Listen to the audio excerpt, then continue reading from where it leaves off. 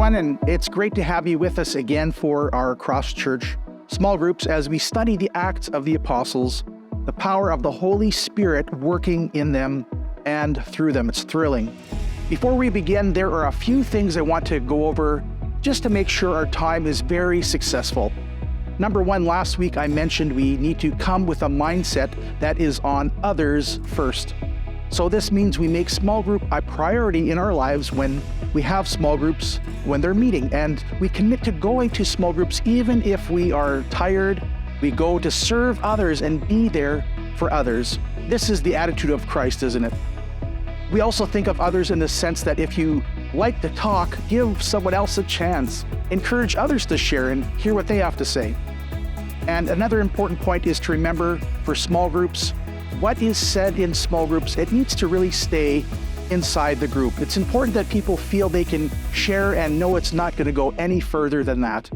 Okay, enough about that. Now let's have a great time together and get started into this study here today. As you will see today, the growth and the advancement of the early church, it really is fascinating. Mysterious and thrilling things happen in the days of the early church. So Philip, one of the men appointed along with Stephen to care for the needy, the widows in Jerusalem, this was in Acts 6, he is forced out of the city. And as so often happens after the appointment, God has other plans, doesn't he? Philip is called to preach the gospel to an Ethiopian eunuch who is the servant of his queen. Now, a eunuch is a man who has been castrated and rendered sexless so that he is not a threat to the queen and he remains focused only on serving the queen. Based on his ability to travel, we can assume that he is obviously very wealthy and very important in terms of his relationship to the queen.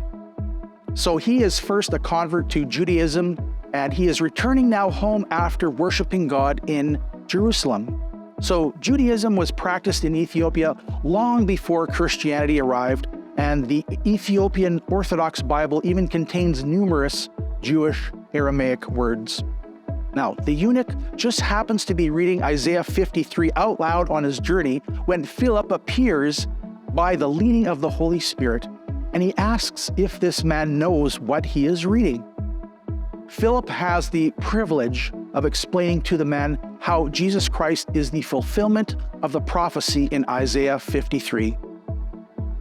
He is leading him to Christ and baptizes him right on the spot.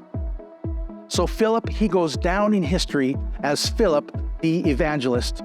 And this Ethiopian takes the gospel with him back to Ethiopia. In 331 AD, Ethiopia would become the first country to adopt Christianity as its national religion. As you study today, you will discuss the miraculous ways in which the Lord used people and circumstances to reach you with the gospel. It really is amazing how the Lord sees the heart of this eunuch and sends Philip to him to answer his longings and the desires of his heart. So discuss also how important it is to explain the gospel to people. This man reminds us of what we all need to remember. The Holy Spirit said to Philip, "Go over and walk along beside the carriage." Philip ran over and heard the man reading from the prophet Isaiah. And Philip asked, "Do you understand what you are reading?" The man replied, "How can I, unless someone instructs me?"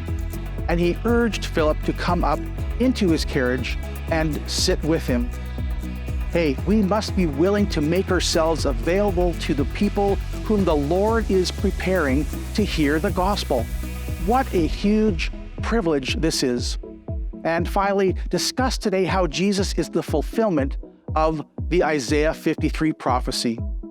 All right, everyone, enjoy this study and may the Holy Spirit work in you and through you in your discussion.